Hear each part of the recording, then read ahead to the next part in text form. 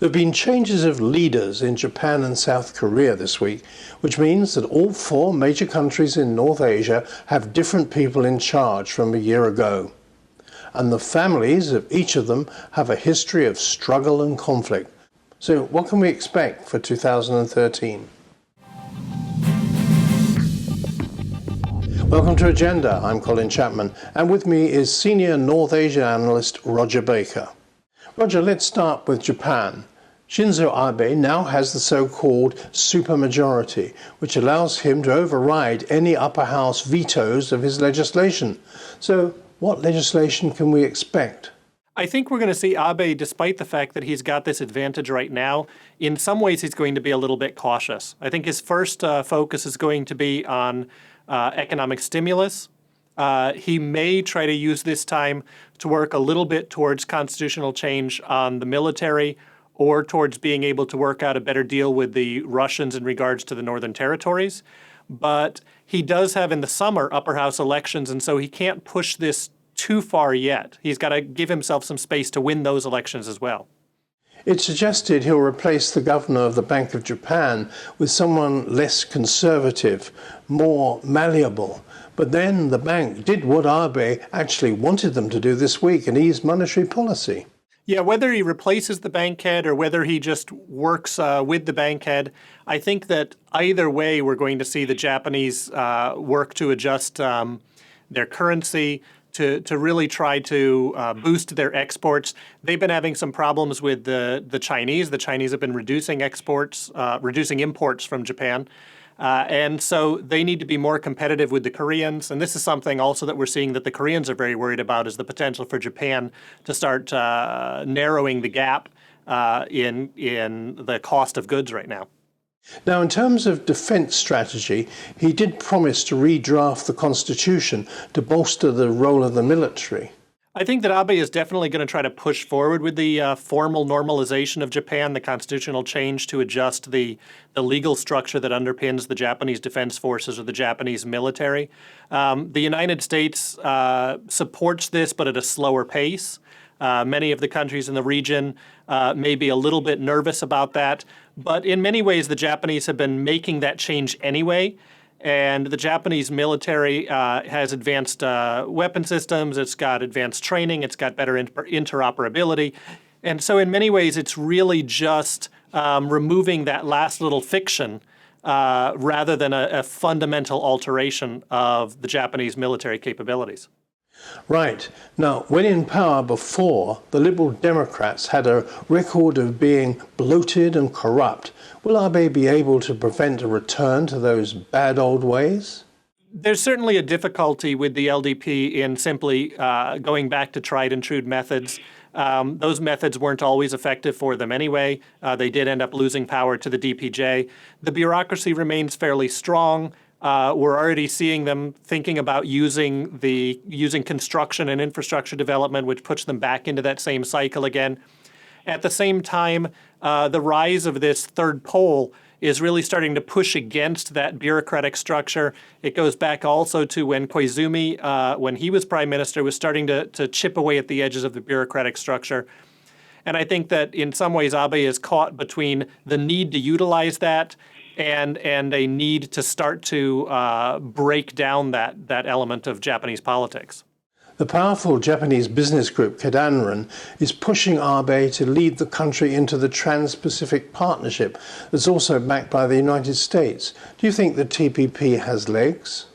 The TPP is going to be hard for Abe to push through with his coalition partners to be able to make that pass. It may not be a heavy priority for him.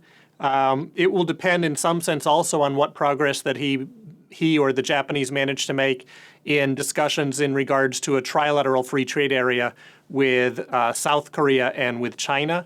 I think that Abe and Tokyo are going to want to balance both of those, the TPP and this trilateral arrangement, and let them play off of each other. So TPP may not be a very high priority for him. It may be public, but because of the pushback against it and the questions of the value of TPP overall, and the difficulty in many ways of finalizing the agreement with the United States, he may use it more just for talk in his relationship with the U.S. than in actually making progress on it. Now, this week's also seen an election in South Korea, where there's now a woman president for the first time. What initiatives do you expect to come from Seoul? Well, I think that Park Geun-hye's very first effort is going to have to be to try to find some way to unify the political elements in South Korea. If you looked at this vote, yes, she's the first elected president to have greater than 50% of the vote. At the same time, it was a very, very close race. We see the regionalism still strong in South Korea. So in the Southwest, it was something like only 10% voted for her, whereas in the Southeast, 80% voted for her. So those regionalism elements are there. There's an age gap that the Liberal candidate gained most of the young voters and she gained most of the older voters. So that's going to be the first thing she's going to have to do. Then there's the balancing of the economics. The South Korean economy has been slowing down from where it was.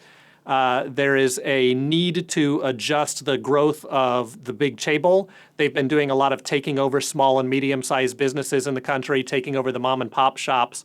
And so she's going to have to find a way to put a few chains on the chaebol, but not in a way that really undermines South Korea's overall economic competitiveness, and yet give some money, give some opportunities to some of these small businesses.